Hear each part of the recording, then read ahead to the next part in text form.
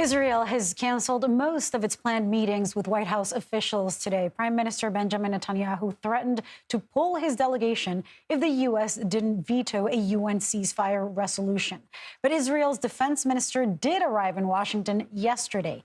He met today with National Security Advisor Jake Sullivan. Earlier, our Ed O'Keefe asked White House National Security Communications Advisor John Kirby about the relationship between the U.S. and Israel.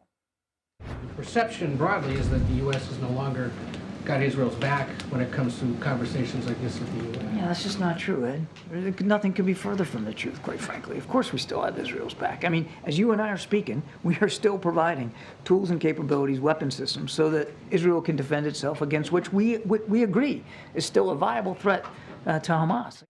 And joining us now is Ed O'Keefe right there at the White House.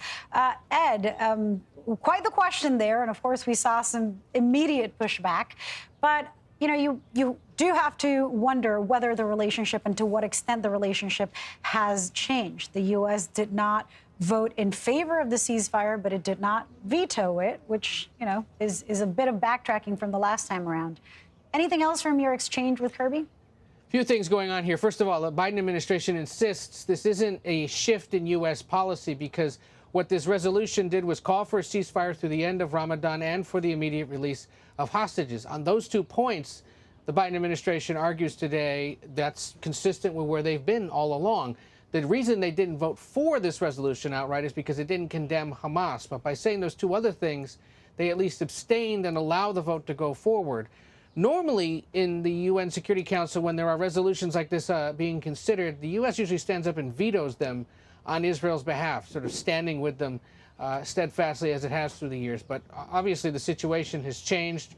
The growing domestic, political, and global political concerns about the war have the United States now feeling at least it had to abstain and allow it to move ahead, even if it didn't have its full support. That's what prompted the Israeli leader today to say meetings scheduled for later this week regarding alternatives to an all-out offensive into Rafah are off the table, even as the defense minister, Gallant, who is from a different party than Netanyahu's, is here at the White House and tomorrow at the Pentagon for meetings more broadly about the U.S.-Israel military relationship. Ed, I'm curious about the politics, both in Israel and here in the U.S. Prime Minister Netanyahu has been in a political crisis far before October 7th. We are in the middle of really an election that started very early, but we're already right in the middle of the general election. How are things playing out politically? Where is the Biden administration with the Netanyahu administration politically speaking? U.S. officials would say the United States' support for Israel after what happened on October 7th has not changed, is stronger than ever, and the fact that more military aid has been approved as part of that big spending plan that was approved late Friday is a signal that the U.S.'s support for Israel continues. What we've seen far more of course, Lilia, in recent weeks, is this sort of public disagreement between the president and the prime minister, who have known each other for about 4 decades, but have been willing to feud in public, or at least disagree in public, despite that longstanding support by the president for Israel. Of course, he's been facing pressure here at home from fellow Democrats and the public generally for standing by Israel amid the civilian casualties and the concerns about famine in Gaza. Yeah.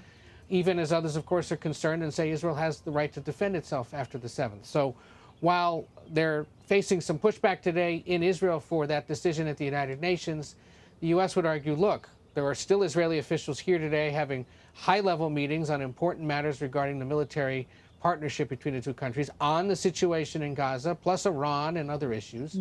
And we're happy to have those conversations that were scheduled to happen on Wednesday and are disappointed and perplexed that Netanyahu opted to cancel them. You're right. He is facing some domestic political pressure of his own.